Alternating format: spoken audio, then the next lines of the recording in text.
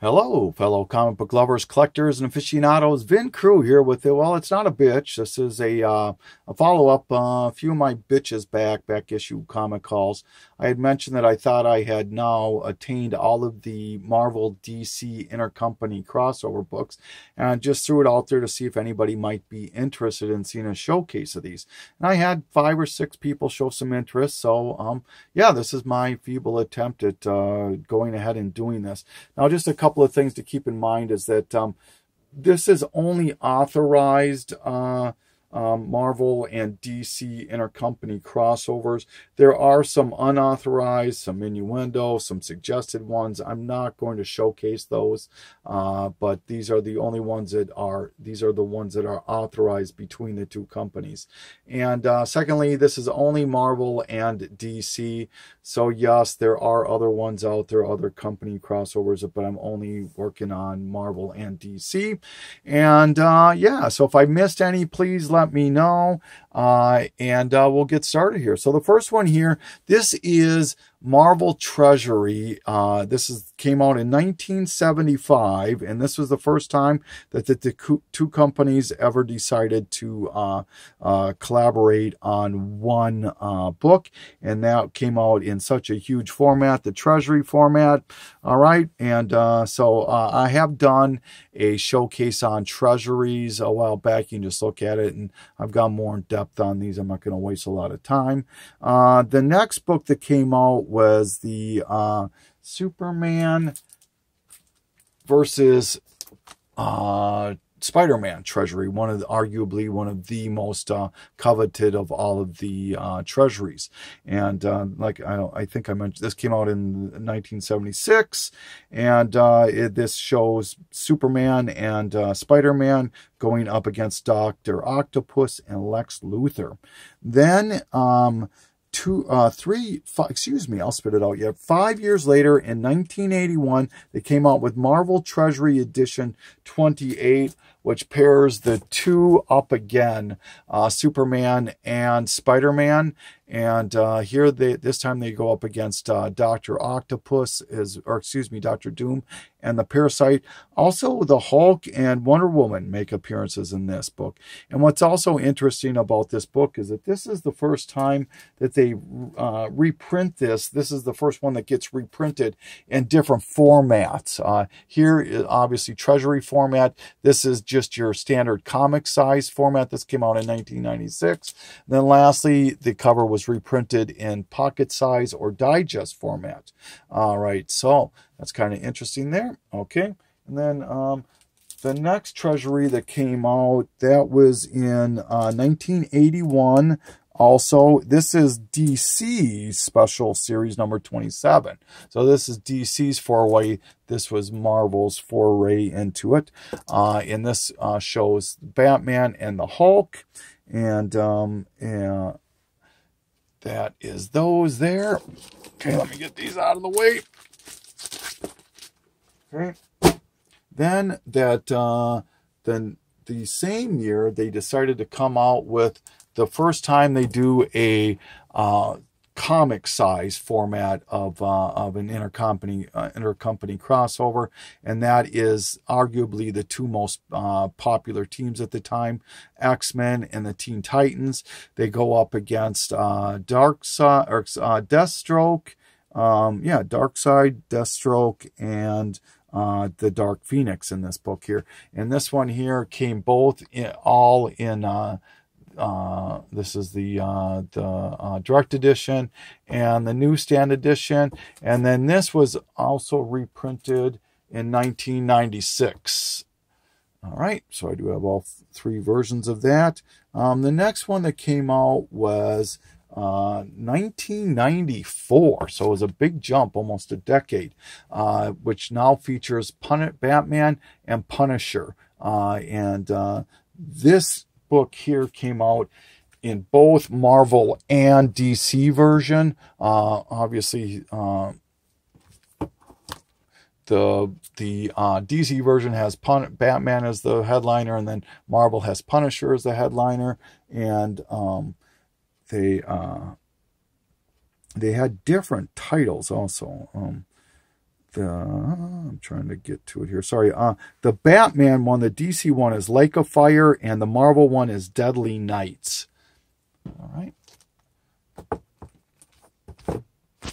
Okay, next one came out in 1995, so the next year. This is the first time that they dabbled with villains as a crossover, and this featured Galactus taking on Darkseid. Kind of a great story here. I kind of enjoyed this one quite a bit. I'm not going to get into stories too much because I don't want to ruin them for you, and you know, if you're interested, go ahead and research or pick them up and read them yourself. A lot of these are not going to run you that much money. All right, I believe this was the same year. Yep, there was a few that came out in 1995. This is Silver Surfer and Green Lantern, Unholy Alliances. The next one came out the same year. This is the first time that they combined two of the most popular two most popular characters, Spider-Man and Batman. Marvel took the lead on this one here, and this was Disordered Minds, I believe. Yep, Disordered Minds on this one. And then the very next year, they start. Let me get these out of the way here.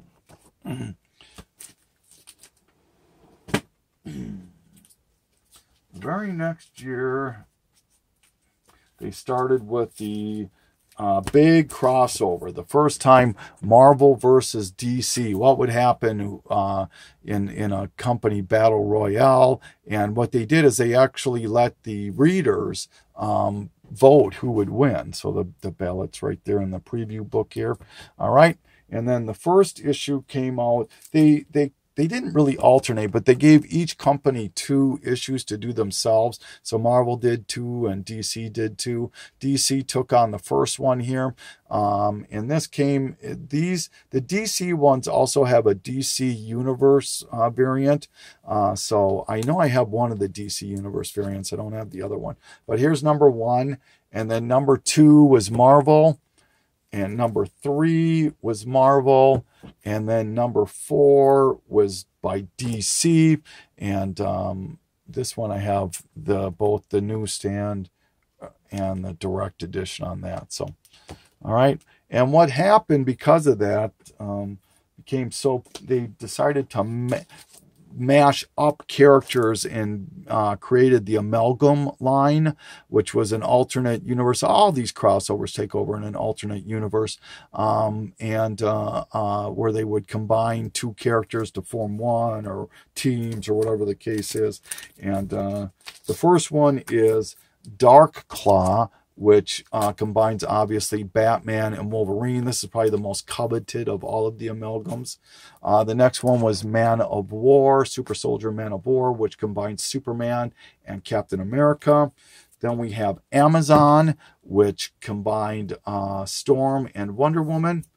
Then JLX, which combined the JLA and the X-Men. Then we have Assassins, which combined, this one combined quite a few. Let me, sorry here.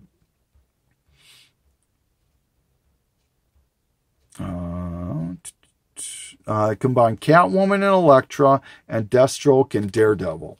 Then came Doctor Strange Fate, which combined Doctor Strange and Dr. Fate, as well as Professor Xavier. Professor Xavier was also part of this one. Spider-Boy next, which was a combination of Spider-Man and Superboy. Then we have Bruce Wayne, Agent of S.H.I.E.L.D., which was Batman, or Bruce Wayne, and Nick Fury. Then we have Speed Demon, which was a combination of 3 characters, Flash, Demon, and Ghost Rider. That's kind of a cool mashup there. And then Bullets and Bracelets, which was Wonder Woman and Punisher. Magneto and the Magnetic Men, which was Magneto and the Metal Men. And then X-Patrol, which was X-Force and Doom Patrol. All right. I got to pause here just for a second. Someone's at the door. Sorry. All right, sorry about that. All right, so 1996, I'm not sure where I left off, but 1996 showed the next intercompany crossover, which was Superman and Silver Surfer, done by Perez and Lim. The same year came out Batman. This is a prestige format as well as this one is. Batman, Captain America crossover. This is an Elseworlds title also, so you might that kind of checks off 2 boxes, I guess there. All right, and then in 1997 came the next big intercompany crossover, which featured the All Access, which was a new character, this guy right here, who could kind of who could bridge between the 2 universes, Marvel and DC. And I'm not going to go into the story once again, but here is number 2. They were all headlined by DC, I believe. This is starring Jubilee and Robin. This one stars Batman and Doctor Strange. And this one kind of features all sorts of, it's starring the X-Men and the JLA here, meeting up here. All right. So then that led into the next one came out once again in 97. There was a lot that happened. And the next one that came out was the first Daredevil and Batman. So this was headlined by Marvel, did the first one, Daredevil and Batman. And this is an eye for an eye. Then we started the wave 2. Let me get these out of the way here. It started wave 2 of the amalgams. All right. And kind of just featured some of the more popular characters and created some more. The first one is Dark Claw Adventures, which obviously features Batman and Wolverine. Then you've got Super Soldier, which once again, Superman and Captain America. JLX Unleashed, once again, JLA and X-Men. This new book is, the next book is a new one. This is Generation Hex, which is a combination of Jonah Hex and Generation X. All right, Bat Thing, another new one was Man-Bat and Man-Thing paired up. This one here is arguably, this one can fetch a little bit of money on eBay at times, $10, $15, that sort of thing. Kind of coveted. Lobo the Duck, which obviously features Lobo and Howard the Duck. Superboy Team Up. This one, once again, Superman, Superboy and Spider-Man. The Exciting X Patrol. This one is a new one, I believe. Yeah. X-Force and Doom Patrol. This one is another one that was done before, Magnetic Men featuring Magneto, which is the Metal Men and Magneto. This one's a new one, Iron Lantern, which featured obviously Iron Man and Green Lantern. Then we have another new combination, Thorion of the New Gods, which was a combination of Thor and Orion and the New Gods.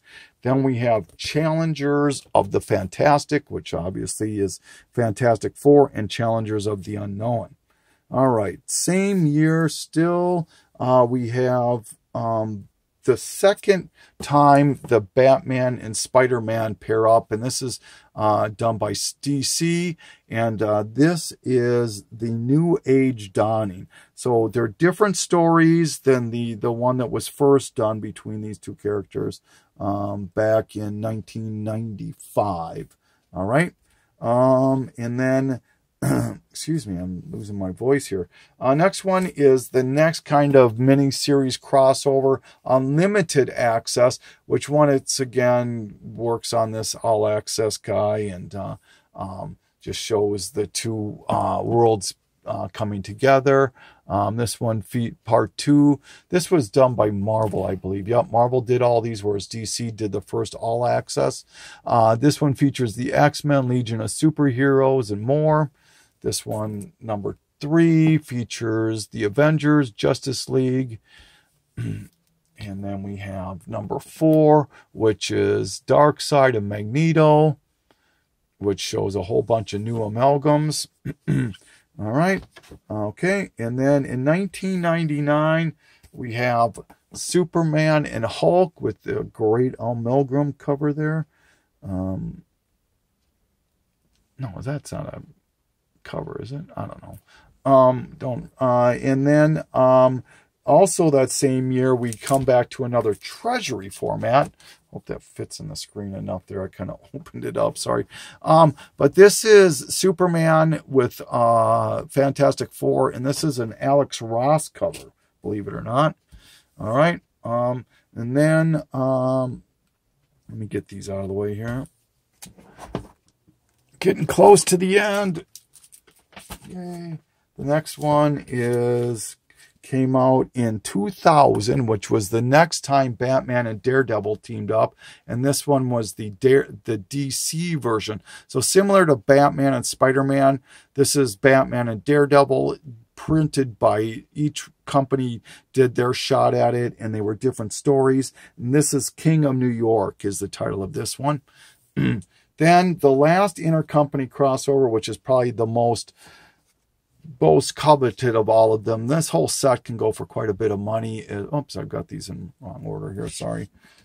And it came out in 2003. Is the JLA and Avengers team up, with Busiek and Perez. There's DC did issue number 1. Marvel did issue number 2. And then Marvel did number 3. Oh, geez, I am so sorry. God, I got these out of order big time. All right, so number 1 was by Marvel. Here we go. Number 1 was by Marvel. Oh, my gosh.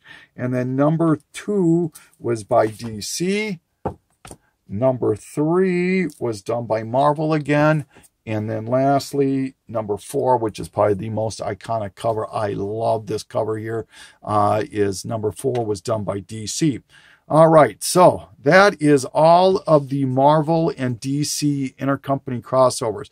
Now, I didn't do things like there was the He-Man stuff. That, once again, it doesn't say Marvel and DC on it. And, you know, there's some who owned He-Man when and that sort of thing. Then there was one that came out recently with Wonder Woman and Conan, but Conan I think was either IED or Dark Horse or something like that, so I left that out too. So all right, but once again, this is it. I didn't want to go into the stories. I hope you're not disappointed by that, but please, if you're interested in it, you can get it digitally. You can go to the library, buy them. They're not overly expensive for the most part. Maybe this set here and the treasuries can run you a little bit of money, but other than that, all the other stuff you can almost find in dollar bid fodder. And once again, if I missed anything, let me know. All right. Thank you so much for taking this journey. Ben Cruz signing off.